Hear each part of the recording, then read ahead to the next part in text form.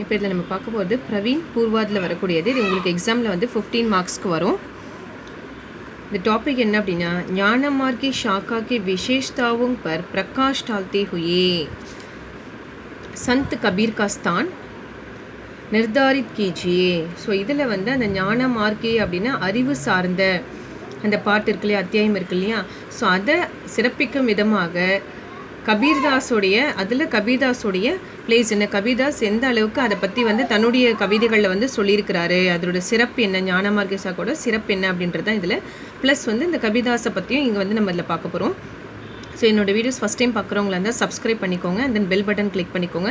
So that இப்போ என்னோடய videos நான் என்ன அப்லோட் பண்ணாலும் இது ரிலேட்டடாக எல்லாமே உங்களுக்கு நோட்டிஃபிகேஷனாக வரும். ஸோ உங்களுக்கு எக்ஸாமுக்கு ப்ரிப்பேர் பண்ணுறதுக்கு ஈஸியாக இருக்கும்.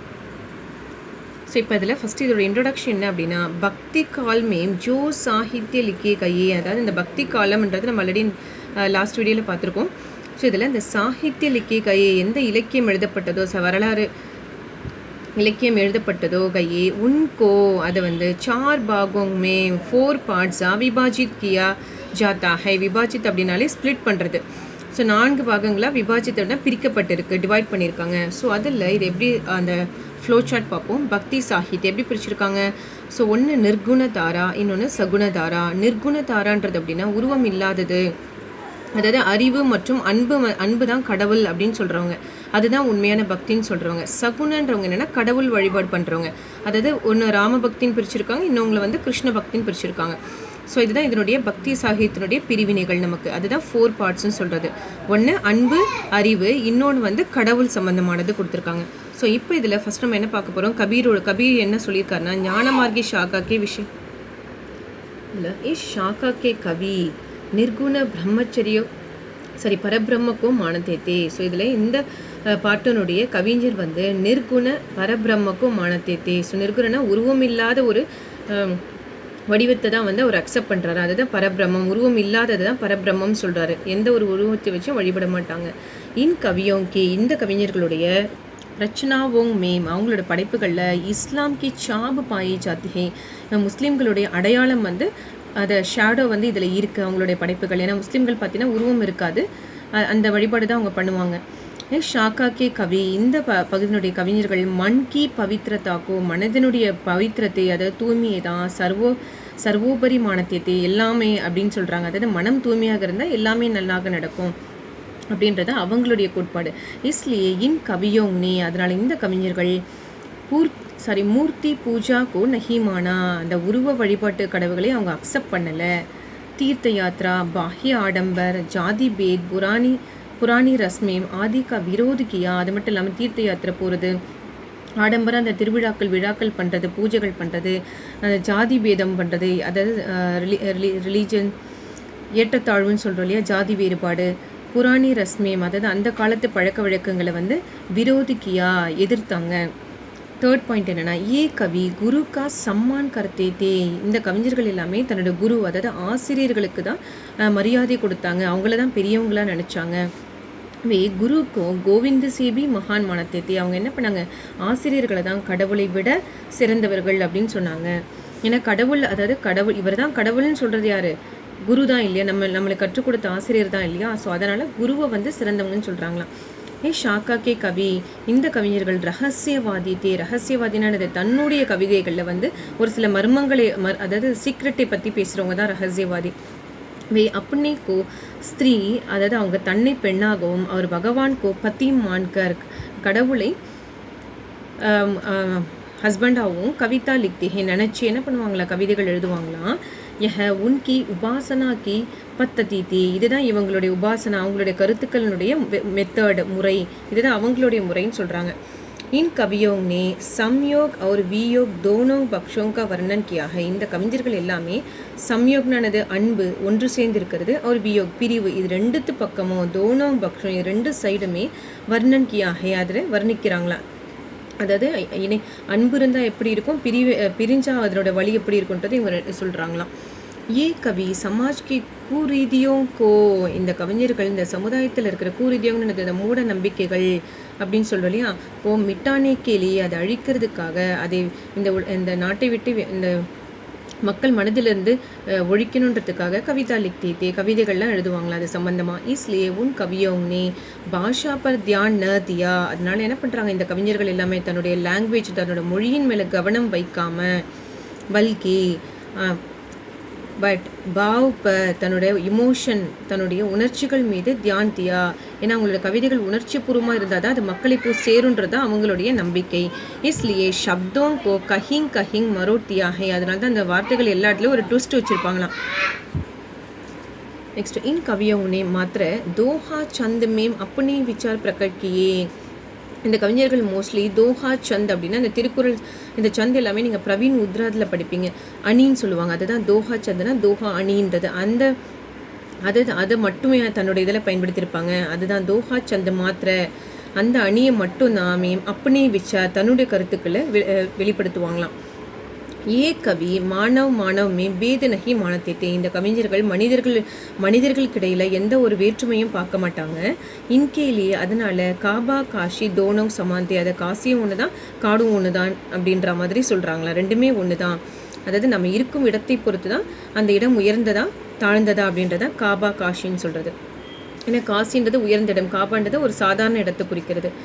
ஏ கவி இந்து முஸ்லீம் ஏக்தா பர் ஜோ தேத்தே, இப்படிப்பட்ட கவிஞர்கள் இந்த கவிஞர்கள் எல்லாமே இந்து முஸ்லீம் ஒற்றுமைக்காக சப்போர்ட் பண்ணுறவங்க, ஜோர் தேத்தே குரல் கொடுப்பவங்க அப்படின்னு சொல்கிறாங்களாம்.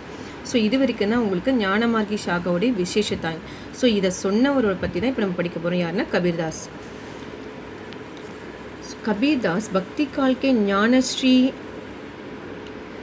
ஷாக்கா கே பிரமுக கவிதை. ஸோ இவர் வந்து அந்த பக்தி காலத்தினுடைய அந்த அறிவு சம்பந்தமான அத்தியாயத்திலேயுடைய ஒரு முக்கியமான ஒரு கவிஞர். சன் 1368 மேம் காஷி மேம் உன்கா ஜன்ம ஹுவா. ஸோ எங்கே பிறந்தார்? காசியில் தான் அவர் பிறந்தார். உன்கி மாத்தானி, அவங்களுடைய அம்மா கிசி காரன் வஷ்மே, அவங்க அம்மா ஒரு சில காரணத்துக்காக, அதாவது அவங்களுடைய குடும்ப சூழ்நிலையின் காரணமாக உன்கோனா யார்? கபீரை தியாகம் யாருக்கோ வந்து கொடுத்துட்றாங்க.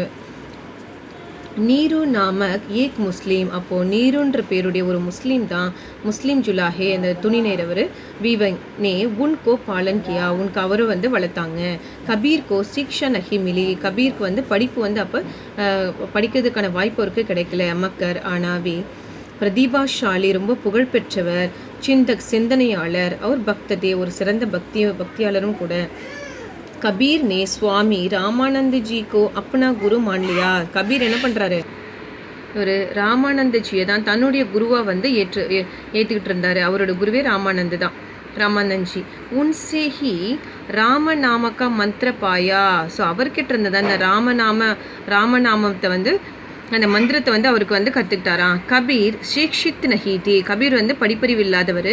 வே போல்தே ஜாத்தே, அவர் சொல்லுவார். அவர் உன்கே சிஷ்யன், அவருடைய சிஷ்யன் வந்து லிக்தே ஜாத்தியத்தை எழுதுவாராம். ஏன்னா அவருக்கு படிப்பறிவு இல்லாதனால எழுத தெரியாது இல்லையா. பட் ஆனால் என்னென்னா ஒரு சொல்ல அவரோட சீடர்கள் வந்து எழுதுவாங்களாம். கபீர் கி வாணி கா சங்கிரஹ், அதாவது இந்த கபீருடைய வார்த்தைகளுடைய வாணினது அந்த வேர்ட்ஸ் சொற்களினுடைய கலெக்ஷன்ஸ் தான் பீச்சக்கே நாம்சே பிரசித்த ஹே, பீச்சக்குன்ற பேரில் வந்து ரொம்ப புகழ்பெற்றதாக இருந்தது, ஒரு தொகுப்புன்னு சொல்லுவாங்க இல்லையா, அதுதான்.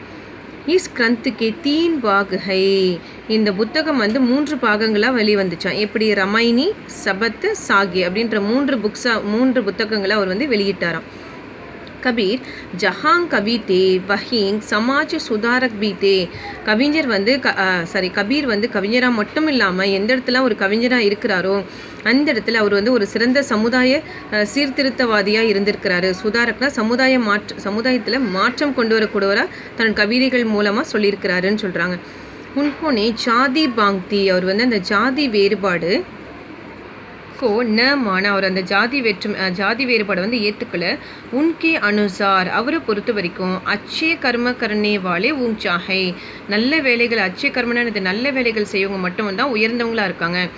அவர் பூரா கர்ம கர்ணே வாலே நீச்சுஹை, கெடுதல் செய்கிறவங்க அவரை பொறுத்த வரைக்கும் ஒரு இழிவானவங்க அப்படின்னு சொல்கிறாரு. கபீர் துங்கட்டு தே, அவர் வந்து ஒரு மிக சிறந்த சீர்திருத்தவாதி சிந்தனையாளர். इसलिए उनकी भाषा में, அதனால தான் அவருடைய மொழியில் அநேக பிரகார் கே சப்த மில்தே ஹே, இப்போ நிறைய வார்த்தைகள் வந்து அவருடைய லாங்குவேஜில் வந்து நம்ம தெரிஞ்சுக்க முடிஞ்சுதான் அவருடைய கவிதைகள் மூலமாக. உன்கி பாஷா மே வியாக்கரன் சம்பந்தி அசுத்ததா பி ஹை, ஆனால் அவருடைய மொழியில் வியாக்கரன்னது கிராமர், இங்கிலீஷில் கிராமர் சொல்கிறோம் இல்லையா, தமிழில் இலக்கணம் சொல்கிறோம் இல்லையா, அதுதான் வியாக்கரன். ஸோ இலக்கண சம்பந்தமான அசுத்தத்தானா அது சரியான முறையில் இருக்காதான். வார்த்தைகள் இருக்கும், பட் ஆனால் அது வந்து சரியான அந்த இலக்கண நடையில் வந்து அவர் பயன்படுத்தியிருக்க மாட்டாராம். லிங்க் வச்சன் கால் காரக் சம்மந்தி கலத்தியாங், அதாவது லிங்க் வச்சன்லாம் ஆல்ரெடி கிராமர் வேர்ட்ஸ் தான். அது gender, plural form, present tense, past tense, இந்த விகுதின்னு சொல்லுவாங்க இல்லையா, காரக்னா வேற்றுமை விகுதி, தமிழில் நம்ம படிச்சிருப்போம். ஸோ அது ரிலேட்டடான தவறுகளும் வந்து இதில் இருக்குது, அவருடைய படைப்புகளில் இருக்குது. இன்கி பாஷாக்கோ கிச்சடி பாஷா கஹஜாத்தா ஹே, அதனால தான் அவரோட மொழி என்ன பண்ணுவாங்க, கிச்சடினானது எல்லாமே கலந்து போடுறதுல மிக்சிங் சொல்லுவோம் இல்லையா, அதுதான் கிச்சடி பாஷா. அது அவருடைய பாஷா வந்து கிச்சடி பாஷான்னு சொல்கிறாங்களாம். மிக்சிங்கான ஒரு எல்லா இதுவும் கலந்த ஒரு மொழி அப்படின்னு சொல்கிறாங்களாம். உபசங்கர் என்ன அப்படின்னா, கபீர்தாஸ் அப்பனே பாஷாக்கே காரண் நஹி, கபீர்தாஸ் வந்து தன்னோட மொழியின் காரணமாக மட்டும் இல்லாமல் அப்பனே பாவோங்கே காரண், தன்னுடைய உணர்ச்சிகள் மூலமாக பிரசித்த ஹுயே புகழ் பெற்றார். இதுக்கு உதாரணம் என்னென்னா, சாந்தமேம் காலே டப்பே ஹை, அதாவது சாந்தமேம்னு அந்த நிலவில் காலேன கருப்பு, அந்த டர்ட்டினஸ் இருக்கும், அது கருமேகம் அப்படியே சுழ்ந்த மாதிரி, நிலவு மட்டும் வெள்ளையாக இருக்கும். தோ கியா, அதுக்காக அந்த நிலவு என்ன, சாந்துக்கோ ஆசமான் சேன், அந்த மேகத்துலேருந்து நிக்கால் தேனா சாஹியே, ஐயோ இந்த மேகம் வந்து அழுக்காக இருக்குது, கருப்பாக இருக்குது, இந்த மேகம் எனக்கு பிடிக்கலன்னு அந்த நிலவு வந்து வெளியே வந்துடுமா, வராது இல்லையா. அதே போல தான் கபீர் கி பாஷாமேம், கவிஞருடைய லாங்குவேஜிலும் தோஷை, ஒரு சில தவறுகள் இருக்குது. தோ ஆனால் கியா உன்கி கவிதாவுங்கோ, அவருடைய கவிதைகளை அந்த சாகித்யசி இலக்கியத்திலிருந்து ஹட்டாத்தே விளக்கிட முடியுமா. ஸோ அதனால் அது கருத்துக்களை மட்டும்தான் பார்க்குறாங்க அப்படின்ற மாதிரி உதாரணமாக இதில் வந்து சொல்லியிருக்காங்க, நிலவோடு ஒப்பிட்டிருக்காங்க இவருடைய கவிதைகளை.